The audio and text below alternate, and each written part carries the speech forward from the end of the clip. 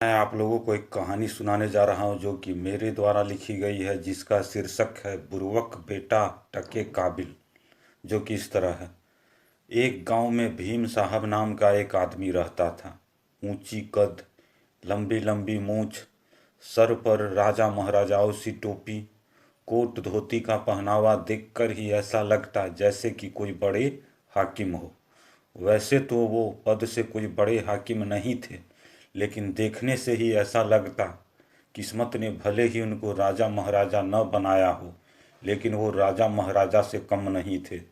उनका स्वभाव था कम से कम बोलना और शांत रहना। इन्हीं आदतों के कारण ही भीम साहब के आस पड़ोस के लोग उन्हें मूर्ख समझा करते थे। पड़ोस के ही लोचन जी की गांव में खूब तूती चलती थी। कई मामलों में लोचन जी भीम साहब के रास्ते में टांग अड़ाया करते, लेकिन भीम साहब मौन ही रहा करते। कभी कभी भीम साहब अकेले जाया करते तो लोचन जी अपने संगी साथियों के साथ मिलकर आंख दिखाया करते, लेकिन भीम साहब कुछ न बोलकर वहां से चलते बनते। एक बार भीम साहब सैलून में दाढ़ी बनवा रहे थे, तब लोचन जी के कहने पर दुकानदार ने उनकी आधी मूछ को छील डाला था। जब इन बातों का पता भीम साहब को एक दिन चला, तब भी वो शांत बने रहे। लोचन जी आए दिन कोई न कोई गलत करतूत किया करते और भीम साहब चुपचाप सहन कर लिया करते। एक बार जब भीम साहब शहर का काम कर शहर से गांव बस से लौट रहे थे, तो संजोगवश उसी बस में लोचन जी, उनकी धर्म पत्नी और उनका बच्चा भी बैठा था। और संजोगवश भीम साहब को पास की ही सीट मिली थी जहां वे सब बैठे थे।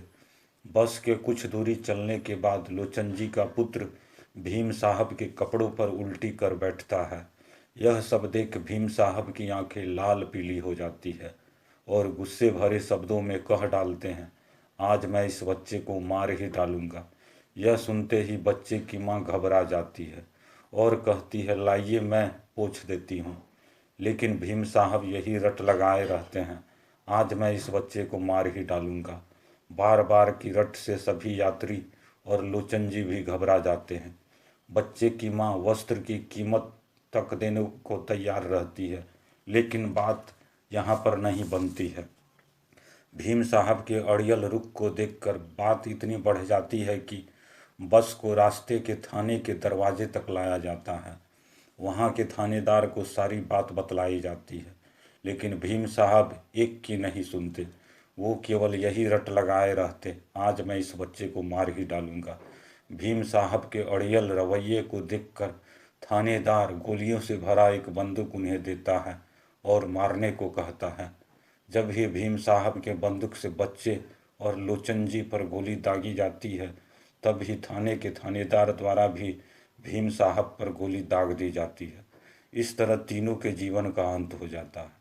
यह कहानी हमें यह सिखलाती है, जो व्यक्ति अड़ियल रवैये के होते हैं उनसे हमेशा दूर ही रहना चाहिए, क्योंकि इन लोगों से केवल विनाश ही होता है।